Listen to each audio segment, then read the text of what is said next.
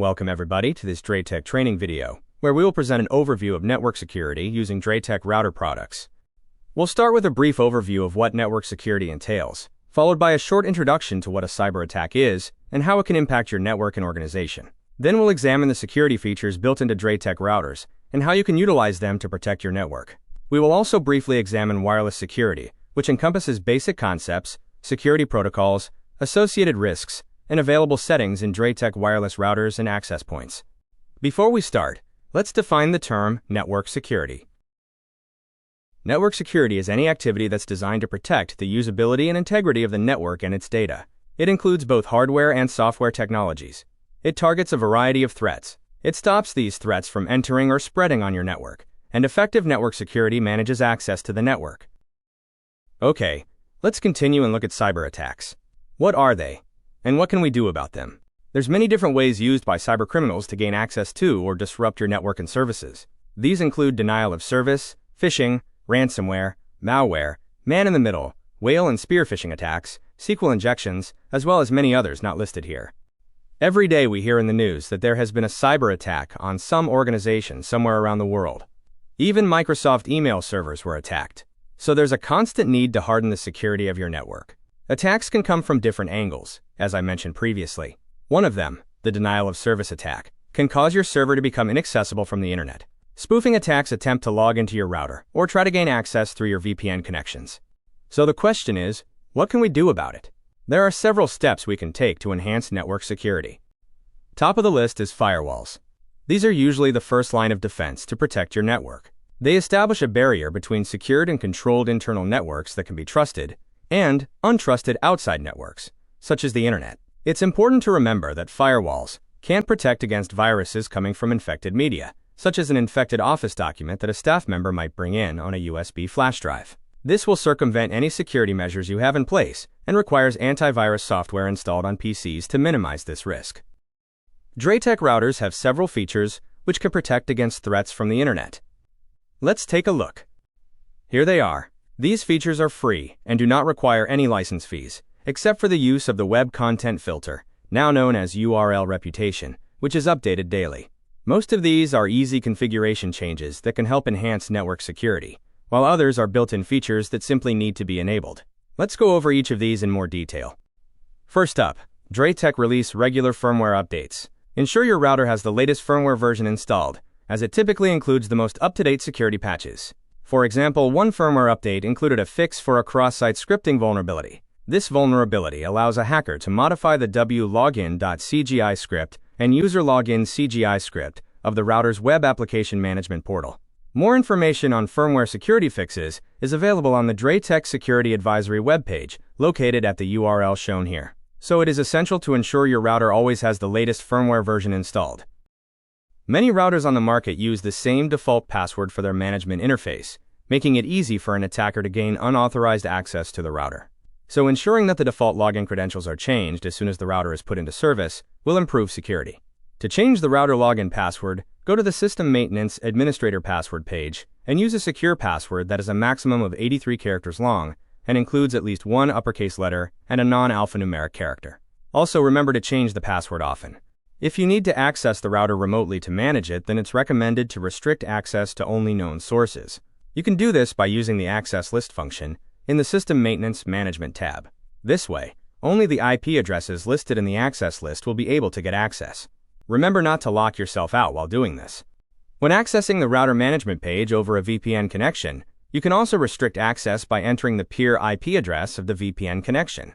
This will be the IP address of the PC at the other end of the tunnel. This way, only authorized users will be able to access the router management page. Another simple option you can enable is the validation code, which appears when you attempt to log in to the router's web user interface. Each time anyone tries to log into the router, they'll need to enter the temporary code that appears. This can protect the router from bot attacks, where an automated bot or app continues to brute force its way in. Given enough time, any common password can be cracked. However, if you need to enter a validation code with each attempt, the job becomes significantly more difficult. While this may still not provide 100% protection, the idea is to make the job much more complicated so that the hacker moves on to find an easier target. Two-factor authentication provides strong protection against hacking, so it's a good idea to take advantage of it whenever it is available. This option is found in the Vigor ACS network management platform. It makes use of an app on a smartphone, which makes it easier to sync the second factor of authentication. You may have come across two-factor authentication before, where you receive a validation code via text message to your mobile phone number. That code then has to be entered, along with the correct username and password, in order to gain access. In a moment, I'll also go over another instance where two-factor authentication can be used in remote dial-in VPN connections using DrayTek's Smart VPN client. Another tip is to change the management ports in the router. The default ports used are well known, so changing the values to different numbers will make it more difficult for hackers to guess. A more secure way to manage your router would be to disable management from the internet completely and use a VPN to access the router management page. A great built-in feature with DrayTek is brute force protection, available in the management setup page. Brute force protection for VPN is now available in the latest firmware versions. An example of a brute force attack I mentioned already was when talking about validation codes. These are when a hacker tries to log into the router remotely, and they have no idea what the password is, so they'll try every possible passphrase until eventually the correct login password is found. By enabling brute force protection, the router will identify an IP address that has failed many login attempts and then block them for a set period. DOS, or denial of service, is one of the oldest networking attacks, which makes devices unavailable by flooding them with fake connection requests. These attacks are usually categorized into two types: flooding type and vulnerability attacks. Flooding type attacks will attempt to exhaust all your system's resources. In contrast, vulnerability attacks attempt to paralyze a system by exploiting vulnerabilities in the protocol or operating system. The DOS defense functionality in DrayTek routers helps detect and mitigate a DOS attack. Another best practice is to disable any unneeded VPN services. This closes some doors for hackers. In later firmware versions, DrayTek have disabled some of these services by default, so you'll need to enable the required service if you need to use it. Similarly, you should consider disabling other common services such as Telnet, SNMP, SSH, etc. You can even limit access to the management console to certain LAN subnets. The syslog is a very powerful tool that will record a lot of events and will sometimes show attempts to start a VPN tunnel or the IP address of a possible attacker. A USB flash drive is adequate to collect the logs from the router. If collecting syslogs, it's a good idea to ensure that the correct time and date is configured in the router so that the syslog entries will have the correct timestamp. This helps to work out when an event occurred.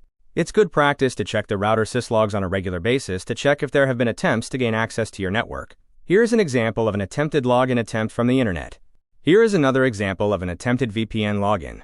All of those maximum retries exceed messages indicate a possible brute force attack and will give you an idea of what to look for when checking the syslogs. Another good idea is to make passwords as long as possible. It is encouraged to use sentences or combine several common words to make it longer. According to several security experts, simply using a sentence as your password can create a nightmare for hackers. The advantage in using a sentence is that it's much easier to remember than a string of random characters, and it's also more secure when used correctly. If you're looking for some inspiration, some of my favorites are: bananas are just yellow cucumbers, and I don't remember my password, haha, no spaces.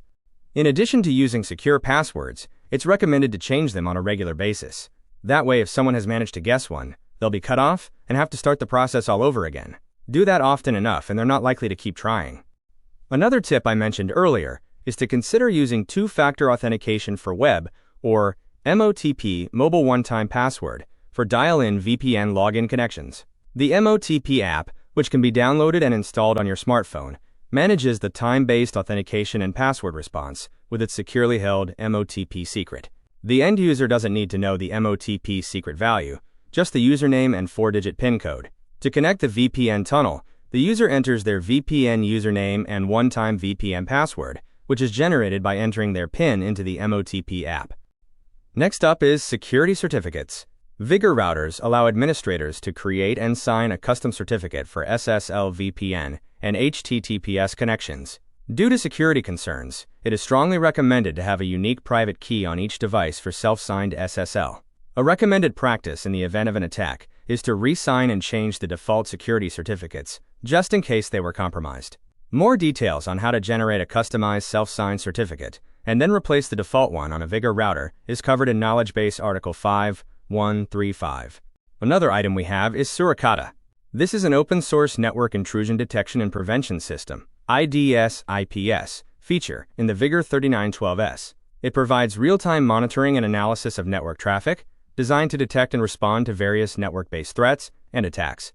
Lastly, Vigor routers do provide an internal radius server which can be used as the authentication server for 802.1x authentication.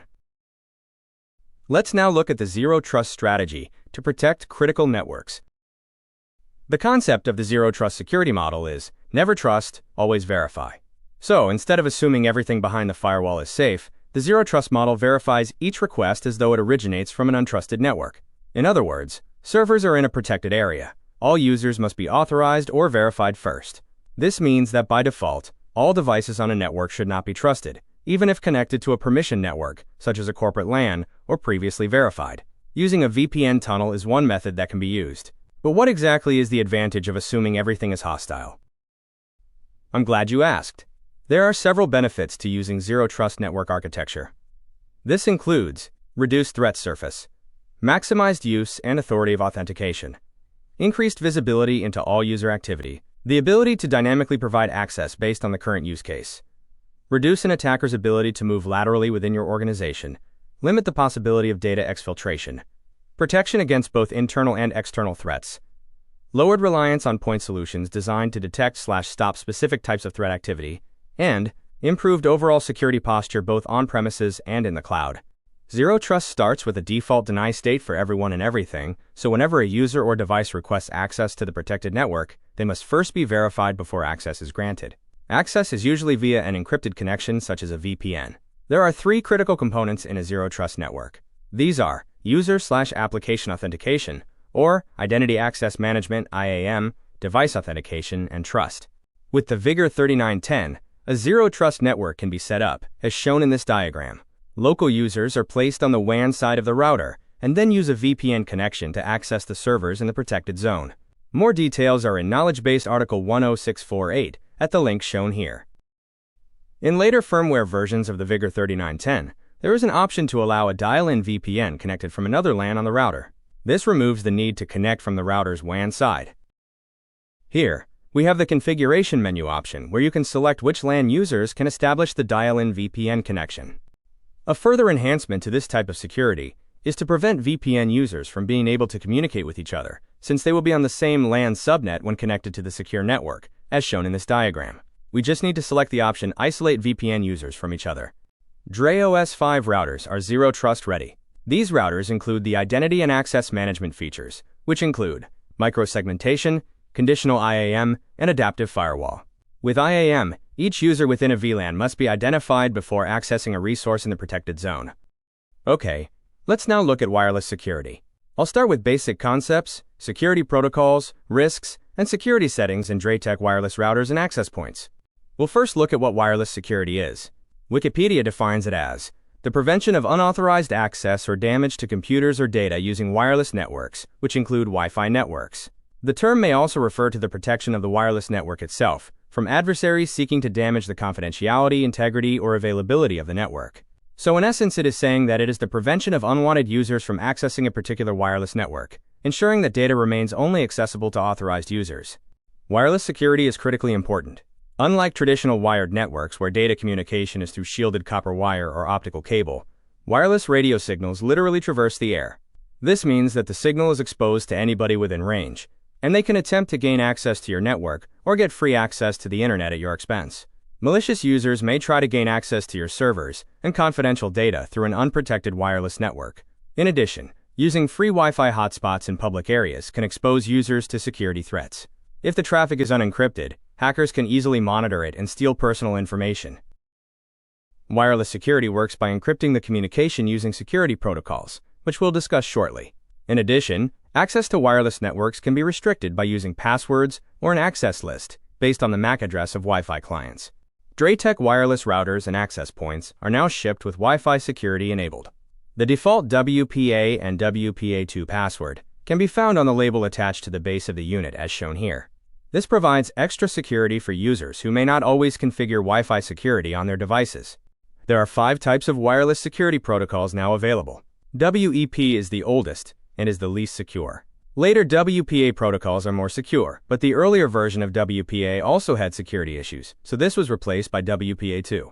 We now have WPA3, which is the most secure. Both WPA and WPA2 can be used with PSK or 802.1x to authenticate users. OWE is available in later model routers and access points. DrayTek routers and APs usually make all the security protocols available. This is because older Wi-Fi devices may not support the later and more secure protocols. As mentioned earlier, WEP encryption is the least secure. It uses a static key which can be either 64-bit or 128 bits, and hackers have been able to easily gain access to wireless networks using it. But it's still better than no encryption at all. As we can see here, WPA, WPA2, and WPA3 can be selected from the pull-down list in the wireless router or access point configuration menu. WPA3 is the latest security protocol, and it comes with a whole range of benefits, which I'll mention shortly. But before that, let's talk about OWE, which is a new mode available in DrayTek wireless devices. Opportunistic wireless encryption, or OWE, secures data transmitted over an unsecured network by encrypting it.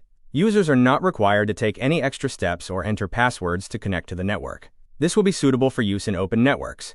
When you have security disabled, you had to ensure that you were using HTTPS to access the internet to prevent eavesdropping by a hacker. Now with this security mode, wireless data is encrypted, giving you some protection in an open Wi-Fi network. Since OWE is a new standard, it may not be available in older wireless client devices, so it is worth checking that your devices support this protocol. Usually if your laptop or other wireless device supports WPA3, then it will most likely also support OWE. Looking at a brief history of WPA, before 2003, WEP was the standard, but it wasn't very secure since it used a static security key. In 2004, WPA was ratified, and in 2008, WPA2 was introduced, offering significant improvements. It was the gold standard until 2017, when the crack vulnerability was discovered. This resulted in the development of WPA3. The enterprise version of WPA3 requires a back-end radius server and 802.1x authentication. One additional feature is that WPA3 uses a method called SAE, simultaneous authentication of equals, replacing the pre-shared key, PSK, used in WPA2. In both methods, a password is required to connect to the Wi-Fi network. Where SAE and PSK differ is in the ability to protect against brute force attacks. With PSK and a relatively weak password, you could capture a load of wireless data and then run a dictionary attack on it offline. Once you have the password, you can then use it to connect to the live wireless LAN. SAE authentication cannot work offline. It has to operate on the live wireless LAN, so a brute force attack can be detected by an AP and shut off after only a few failed attempts.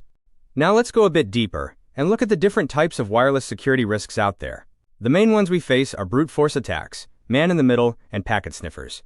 Let's start with the oldest and most basic one, which is a brute force attack. If a hacker wants to access your network wirelessly, they will need to know its password. They could get lucky and find the password written somewhere, perhaps on a post-it note stuck to the PC. However, if they can't obtain the Wi-Fi password, it's essentially the same as a burglar not having a key to your apartment. They will then have to use brute force to gain entry. They can use trial and error to guess the login and encryption keys, thereby gaining access to the Wi-Fi network.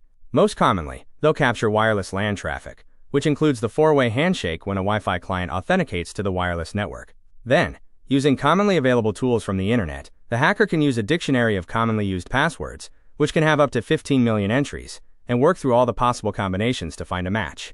Once they have this, they know the password. This type of attack can be done offline once the hacker has captured the wireless data. So how can we protect the wireless network from brute force attacks? An easy way is to use complex passwords that are not in the dictionary. Use long passwords with a mix of alphanumeric, upper and lowercase and special characters. You can also control who you give the passwords to and where they are written. For corporate networks, you can use 802.1x or WPA Enterprise for authentication. If you have a later model router or access point, you can use WPA3 Security Protocol. WPA3 uses SAE, which requires authentication to happen on a live network, allowing brute force attacks to be actively observed and stopped by the wireless access point or router.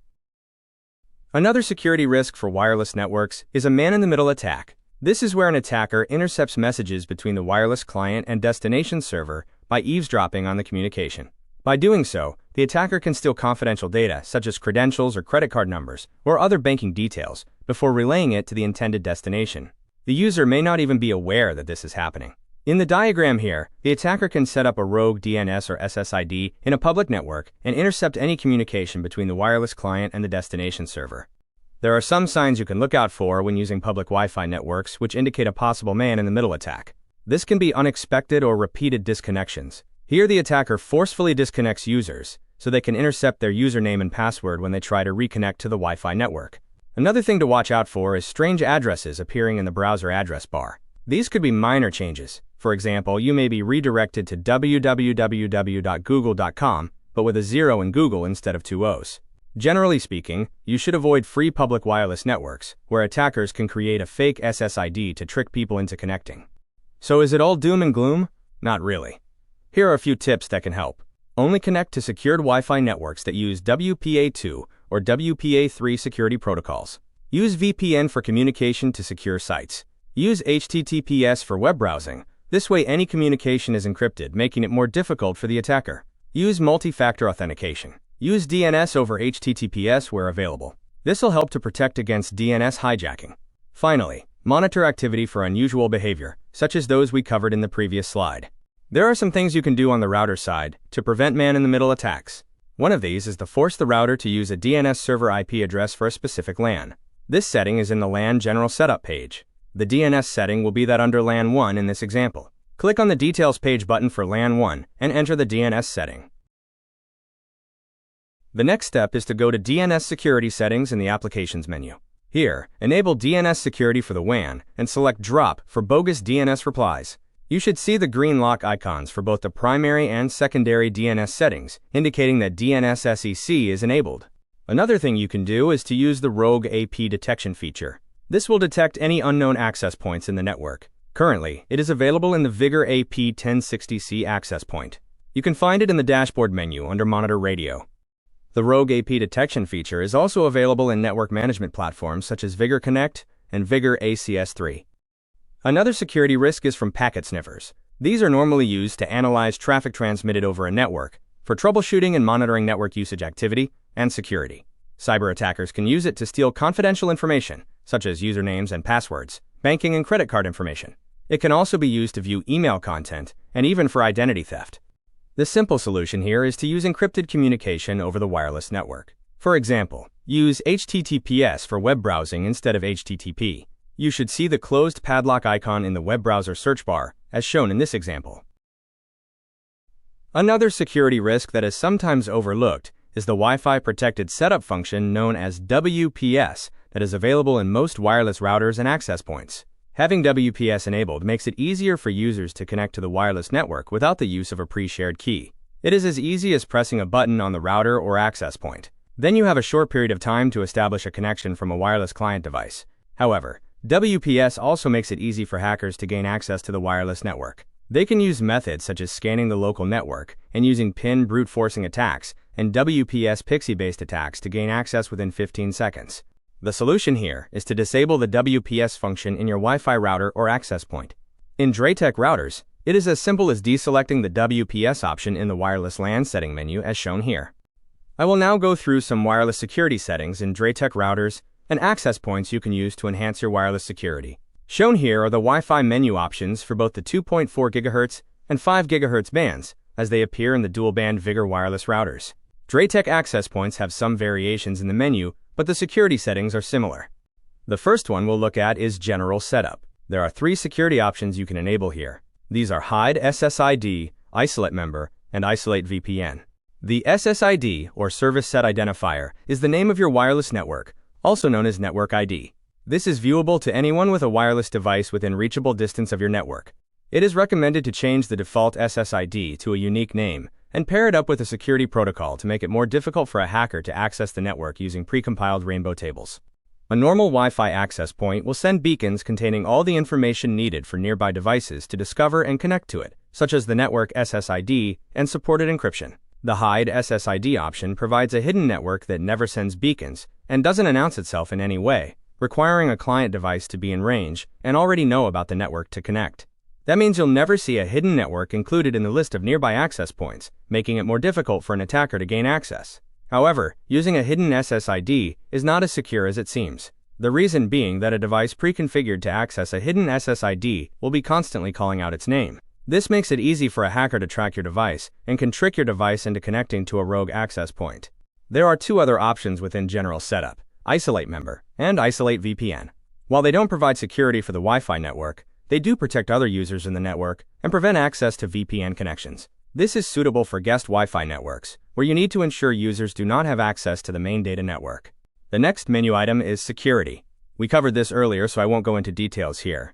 To summarize, WPA3 will provide the best security, so it is advisable to use it. If not all of your devices support it, then use WPA2 plus WPA3 mixed mode. Next on the list is Access Control. This is where you control access to the Wi-Fi network based on MAC addresses of the wireless clients. You can set up a whitelist, where only those devices with matching MAC addresses can connect. Remember to include your own MAC address or you will be locked out. The other option is the reverse, where you set up a blacklist for wireless clients to be blocked from accessing the wireless network. All other devices can connect. Using the whitelist adds an extra layer of security and prevents unauthorized devices from connecting to the wireless network, even if they have the correct credentials, such as PSK. Let's look at some other settings to enhance local network security. The first is to use VLANs to segregate users and guests. Here you can place wireless networks into different VLANs. In this example here, we placed SSID1 into VLAN 0 and SSID2 into VLAN 1. SSID2 can be a guest Wi-Fi network that we do not want to access the main network on VLAN 0. We can use interLAN routing and firewall rules to allow some guests on the Wi-Fi network to access some resources on VLAN 0 if required. For additional LAN security, you can consider disabling the LAN DHCP server. This will make it more difficult for an unauthorized user on the LAN to gain access to the network if they do not have a valid IP address. This does require each device on the LAN to be manually configured with a valid IP and other required settings normally issued by the DHCP server. These settings can be configured at the LAN General Setup page. You can further add a layer of security by using the Bind IP to MAC function in the router. This will assign a fixed IP address for attached LAN clients configured in the LAN Bind IP to MAC page. If you enable the strict bind feature, it'll only allow devices with a matching MAC address to connect to the LAN. Open Ethernet ports are often overlooked by administrators. These can give rogue devices access to your private network. Therefore, it is recommended to disable any unused ports in the Vigor switch or Vigor routers to prevent unauthorized access. If you are using a Vigor router that supports central switch management along with Vigor switches, you can view the switch's port status from the router's management page and shut down an unused port directly. In Vigor routers running the latest firmware, there is an option in the System Maintenance Panel control menu to disable any unused LAN ports as shown here. Before I wrap things up, here's a list of knowledge base articles available on our support website. There's also a wealth of knowledge on our YouTube channel that covers some of the material we've talked about. To summarize, we began with an overview of network security, followed by a brief examination of cyber attacks and the steps you can take to protect your router and network from these threats. This included examining the security features available in DrayTek routers. Then we looked at wireless security basics and security protocols, which included WEP, WPA, WPA2, WPA3, and OWE. Next, we examined some wireless security risks, which included brute force attacks, man-in-the-middle attacks, packet sniffers, and WPS. We also examined the security settings available in DrayTek routers and access points. Thank you for watching. Please like or leave a comment, and don't forget to subscribe.